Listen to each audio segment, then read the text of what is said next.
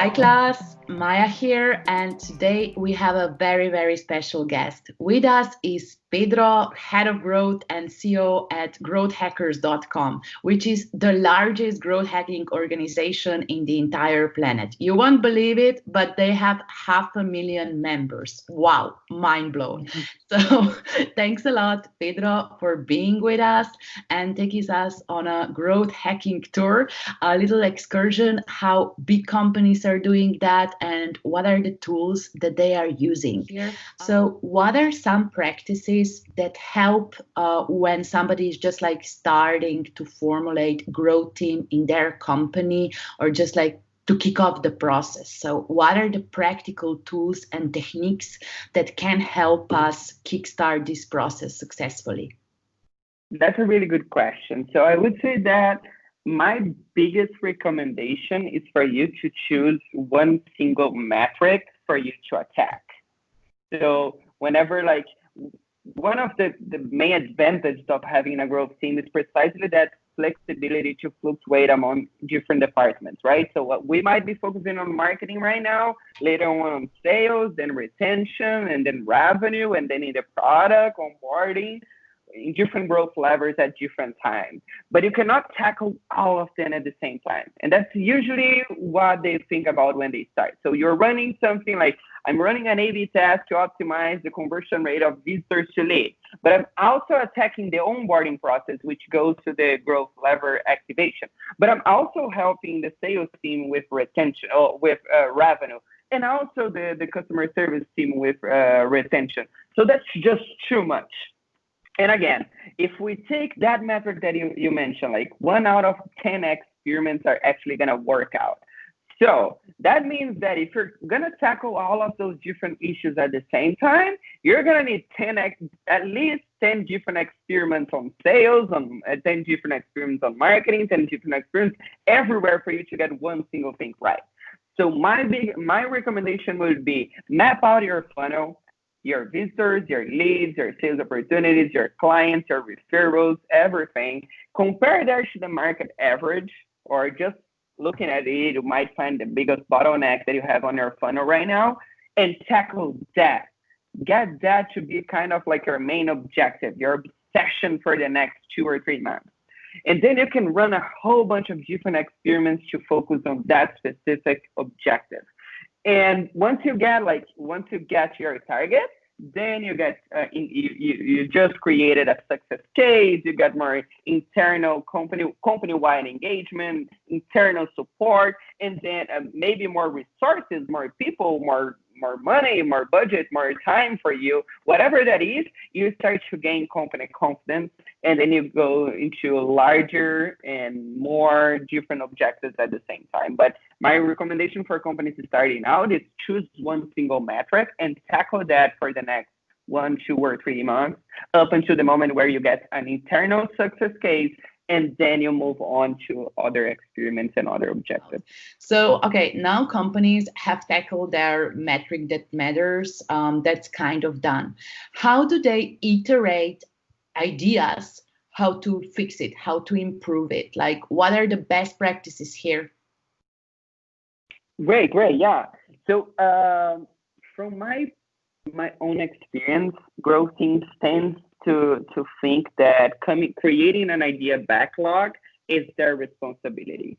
Well, it is, but it's not only their responsibility. I think the burden of coming up with new growth ideas should be something shared with the whole company. So, and when you think about it, like your customer service team, your support team are the ones that are on a daily basis talking to your customers. Your sales department and your marketing department are the ones who are talking with potential customers on a daily basis. So if I'm sales rep and I have heard the same question over and over again from like 50% of the customers that I talk to, and they're asking for the same thing, well, maybe I should be listening to that guy instead of just comparing myself with my competitors or doing market research, which is usually where growth teams come up with new ideas. Just talk to your own team. Use your own talent. Use your own resources to come up with new ideas. And that's I would say that this is also a constant process, a constant process. It's not a project. Now it's time for everyone to suggest idea. All right, that might incentivize them into participation, but making it easier for everyone in the company to collaborate is the best way to find long-term sustainable growth and creation of a backlog, right? So Yeah, absolutely. as And I let's think just like stress here that that shouldn't be a one-time workshop, but really like a system of acquiring feedback and just like initiating this feedback loop. So it's not a one-time gig to create this backlog. exactly. And I would say that like for kicking things off, an internal workshop, it's It's the best. amazingly good. The best. It's like it makes a lot of difference down the road. So you might start out asking for people for them to suggest ideas. And but what usually happens is once you get to that success case that you have just built, you got your own metric that matters, your objective, that's the metric that I'm gonna focus from now on. And you by the end of the next 2 months, you have actually reached that target. Amazing. What happens then is actually the company starts to perceive the growth team to test new things. So that's when like the coin actually flips, right? Instead of you asking for people to suggest idea, once they see the value of like what the growth team can actually provide, then they are gonna be the ones chasing you to actually test something for them, which is great. Is what I believe that every growth team should be expecting. So make it easier for them to collaborate instead of going into your room and actually like suggesting an idea. Integrate something like with a tool that they are used to using, create a formal process of idea suggestion, explain them that there's no downside if that idea goes wrong, but if it goes right, you are gonna be like the winner, but you're never gonna be the loser if it doesn't work out. So there's no downside, but there's ever upside. Uh, and what it will eventually happen is that becomes a part of the process and the culture is that everything goes well. All right, so now we came into this wonderful, wonderful stage when we have hundreds of ideas. What now? Great. The next stage, so the framework is pretty simple, right? Ideation, prioritization, testing, and analysis. So the next step after you create an idea backlog, which again, as Maya has put it, it's a constant process, right? It's not a project. It doesn't start and end. Everyone's gonna keep suggesting things as we move forward. The next stage would be actually prioritizing which ideas you should be focusing next. And then we go back to that first topic that we mentioned. If you don't have one single objective, if you don't have one target, one obsession metric, or one metric that matters, whatever you want to call it, chances are you're going to choose or pick tasks that are completely different from one another. They're just going to be everywhere, but nowhere at the same time. So the first suggestion that I would give is find the ideas that are actually going to move the needle closer to where you want to be in terms of that specific objective. You might like the whole building might be burning, right? Yeah. Everything like what normally happens is there's a lot of emergencies and it's just normal to lose focus.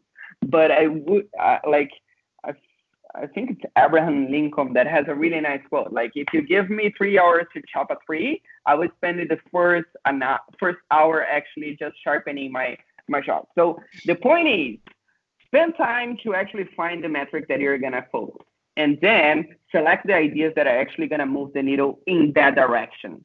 Regardless of if you have like really good ideas for other things, I would focus exclusively on that.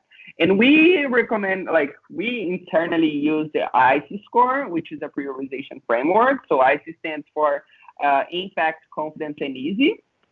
So that helps us sort all of our ideas out in an easy way. So, for example, let's say right now we are in the middle of September. So my objective was to actually improve onboarding for the quarter. Let's say it. So I'm almost at the end of my quarter. I really, really need to speed things up because I'm not even close to the results that I promised. So I might filter my ideas by the ones that are gonna have the highest impact, or the ones that I'm more confident that are gonna work out. So that's why the ICE score stands for. Another example is, let's say that your whole product team is it's focused on launching a new feature, or your company is hosting their annual event and everyone is traveling. So you don't have much resources, you don't have much time. You cannot count with anyone else to actually execute your task. So just filter them out by the highest easy or the easiest one for you to implement. So that really helps you just like sort all of the ideas out and choose the ones that you should be testing right now.